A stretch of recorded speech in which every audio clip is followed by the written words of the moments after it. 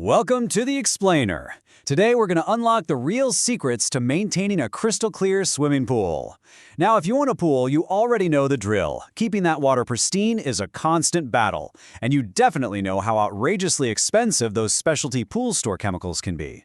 But what if I told you that one of the absolute most powerful, effective tools for balancing your pool's chemistry is probably sitting in your kitchen pantry right now? We're going to dive right into the science of your pool's water, demystify the chemicals, and show you exactly how to use ordinary baking soda to keep things perfectly balanced without emptying your wallet.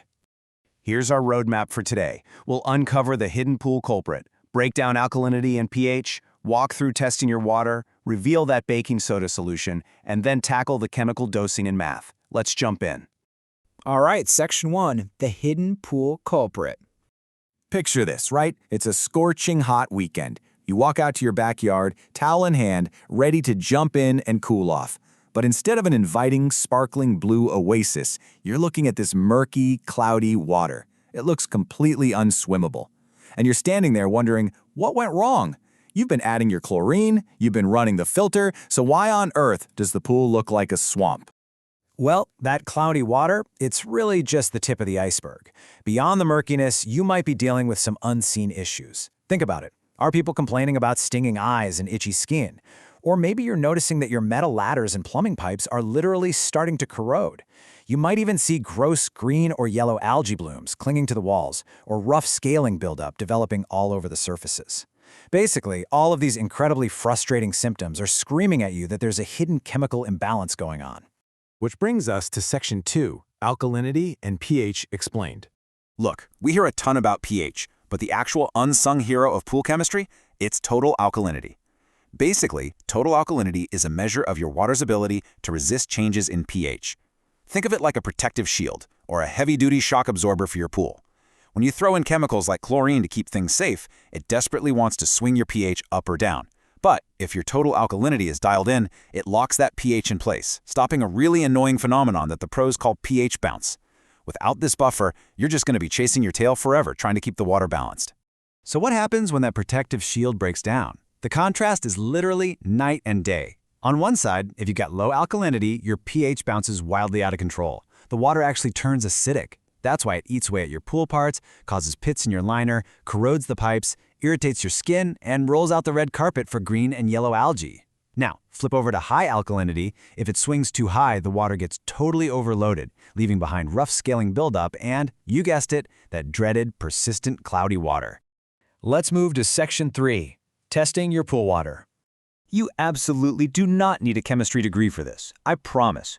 Using a standard Taylor test kit, you just follow these exact drop-by-drop instructions from the folks at HydroWorks to find your baseline. First up, fill your little comparator tube with exactly 25 milliliters of pool water. Then toss in 2 drops of R007, that's a thiosulfate neutralizer, and give it a good swirl. Next, add 5 drops of the R008 indicator. Boom, your water sample turns a distinct green color. Finally, you take the R009, which is sulfuric acid, and you add it super carefully. Just one single drop at a time, swirling in between. And keep counting every single drop until that green solution suddenly turns red. Now for the fun part. The crucial step is taking that final drop count of the sulfuric acid and simply multiplying it by 10. That's the magic formula. If it took 9 drops for the water to turn red, you just multiply 9 by 10, and you instantly know your total alkalinity is sitting at 90. It is incredibly straightforward, but man, it gives you the exact diagnostic data you need to take control of your pool. So, what's the magic number we're aiming for here? Ideally, you want that final calculated number to land right in the sweet spot between 80 and 120 parts per million. If you dip below 80, your protective buffer is totally gone, and you're risking severe corrosion and that crazy pH bounce. But if you're chilling nicely in that 80 to 120 range, your pool water is perfectly stable. That means any chlorine you add is going to work at maximum efficiency to keep things sanitary and clear. Okay, Section 4, the baking soda solution. All right, here is the massive industry secret. If your test shows low alkalinity, a pool store is going to happily sell you a specialized, heavily marked up bucket of something called Alkalinity Up. But guess what? Alkalinity Up is effectively just sodium bicarbonate. Yep, that is the exact same chemical compound as the pure, everyday baking soda you use for baking cookies or keeping your fridge smelling fresh. Because baking soda is naturally alkaline with a pH of 8, it is literally the perfect substance to stabilize your pool water. And the best part? You can buy it in bulk for a fraction of the cost of those pool store specialty brands. If you don't believe me, just take a look at this official chemical treatment dosage chart from Yakima County. Right there in the section for increasing total alkalinity, it explicitly lists sodium bicarbonate.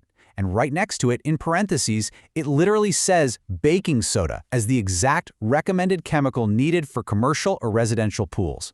The science is identical, the chemical is identical, you are just skipping the fancy plastic bucket and the massive retail markup. Let's bring it all together in Section 5, Chemical Dosing and Math. So how much do we actually use? The experts at Arm & Hammer give us a foolproof golden rule based on 10,000 gallons of water. For every 10,000 gallons in your pool, adding 1.5 pounds of baking soda is going to raise your alkalinity by exactly 10 parts per million.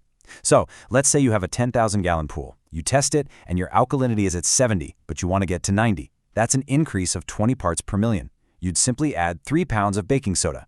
Got a 20,000-gallon pool? Just double that amount. It makes balancing the water incredibly predictable. Now, there is a right way to do this. You can't just dump a giant mountain of powder in the shallow end.